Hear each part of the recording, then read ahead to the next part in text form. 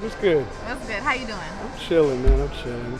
So we're out here at the Lansing Mall right now, just playing, just having fun, There's no food in this damn place, though. What's good with that? There's no food. There's 2 restaurants. Good. It's Lansing. That's all right, though. Yeah. You're gonna change it. But it's where we're from. Exactly. So tell me a little bit about Lucas. A little bit about Lucas. If we get into that, it's gonna be a lot about Lucas because I talk a lot. Let me just start off. I mean, I grew up here in Lansing, my whole life. When this place used to be bumping, I remember when everybody was in the mall court, you know what I'm saying? Like West Side was popping. I kind of grew up in, not bad, like kind of working class block, you know what I mean? But then all around me, I was kind of like, I had a lot of friends from different parts of different neighborhoods, you know what I mean? I had friends who lived off Baker Street, used to run around, act a fool, I had friends in Rio Town, like around Rio Town, off Washington and that. I mean, it was just like, it was a diverse setting, I feel like. I love that about it. Tell me where your musical roots come from. How did this voice come to be? I mean, I just remember the first album I actually had that I actually bought with my own money was like Ray Charles, like old school shit. You know what I mean? Like just the best of Ray Charles, very best of Ray Charles.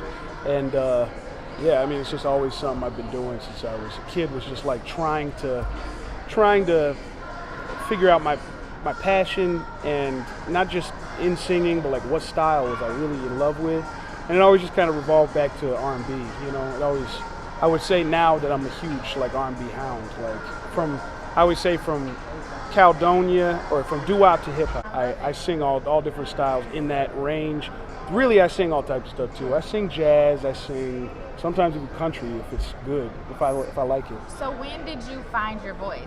Well, as a kid, I'd always been singing, but I think you go through stages, like where you kind of revamp what you love to do. I was just really into like 90s vibe hip-hop, R&B. 90s vibe, like throwback R&B, like H-Town and Drew Hill and all these cats, you know what I'm saying? And I would try to I try to do like the Cisco thing, and I try to be smooth and stuff. When did you realize, like, wait a minute, my voice is different?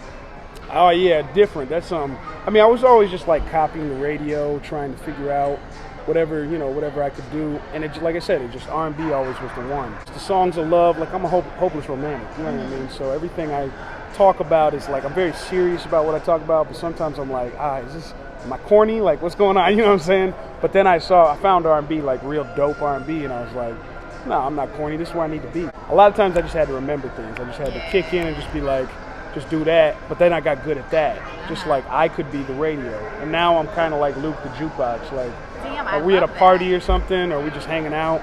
And yeah, if you play a song, or really if there's nothing going on, I'm gonna just start singing. Like, what's your favorite go-to song to sing? Like if someone's like, sing, like what do you go to? Come on, Amber, why you do this to me? I don't know. You know what it's like. You sing a little bit. You know what it's like to not have, like, you don't have a real favorite. But if I were to give you a go-to, probably be like a Maxwell joint or like a D'Angelo joint. Like I'd be like, girl, it's only you. Have it your way, and if you want, you could decide. That joint, gotcha. How does it feel? Tell me how it feels, yeah. That joint, yeah, something like that. So you had no official vocal training other than obviously your experience on The Voice. Prior to that, though? The only thing I did was when I was at LCC, I did take music classes. I do have an associate's doing that.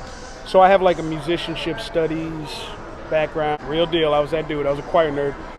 At one point I sang with like barbershop quartets, like doing like My Wild Irish Rose and all that stuff, that kind of like vibe. How do you feel that? Because I feel like that's an entirely different style, and you have to control your voice differently.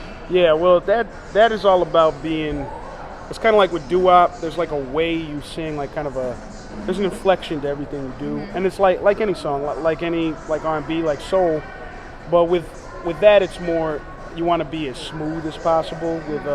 With barbershop, you really want to be as smooth and in sync with whoever else is around you as possible. Right. So it's 2019. Right. You had a crazy that was like 2017, right? That was like your crazy year. Yeah, the craziest year was 2017. But it was all led up 2016 during the election time. Yeah. So as soon as your boy Trump got into office, not your boy, but she's not our president, not our president. We ain't playing that shit.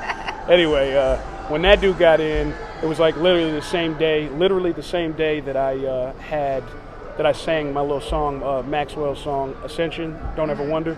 And I did that just while I was working at Dollar General. Next thing you know, I'm within the week, I'm on Good Morning America. And then a week after that, or the end of that week, I'm hanging out with Maxwell singing on stage, in Detroit.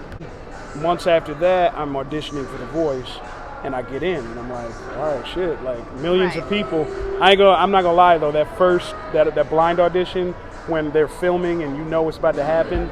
Yeah, no, I was like, oh shit, okay, is this real? This is real. Luke, it's real. Slap yourself. Come on. I was watching that video again the other day. Yeah. Were you really nervous at first? Because I felt like I could hear it in your voice. And was I? You are correct. Because I was correct. like, I don't think I've ever heard him sound correcto, nervous. Correcto. Yeah, I was like, oh shit, this is real. And that first note, I'm like, oh shit, like I was like, here we go. Hear it, and I was like, I've never heard him sound like. And then I flipped. I remember my hand was shaking, so I had to change my mic hand real quick.